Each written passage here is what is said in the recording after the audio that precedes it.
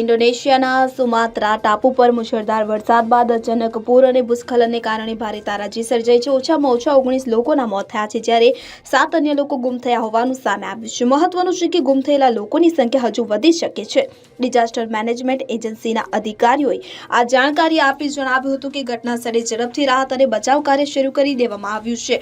ઘણા લોકોને સુરક્ષિત બચાવી લેવાયા છે, જ્યારે ઇજાગ્રસ્તોને હોસ્પિટલમાં દાખલ કરવામાં આવ્યા છે. અંગે સ્થાનિક ડિઝાસ્ટર મેનેજમેન્ટ ઓથોરિટીના વડા ડોની યુસરી ઝાલે જણાવ્યું હતું કે મોડી રાત્રે 1 ટન માટી, ખડકો અને ઉખડી ગયેલા વૃક્ષો પર્વત પરથી ધસમસતા પ્રવાહમાં એક નદી સુધી પહોંચી ગયા હતા, કે જેના લીધે અનેક કિનારા તૂટી ગયા અને પશ્ચિમ સુમાત્રા પ્રાંતના પેસિસિર સેલાતન જિલ્લાના પર્વતીય વિસ્તારોમાં પૂરની સ્થિતિ સર્જાઈ હતી.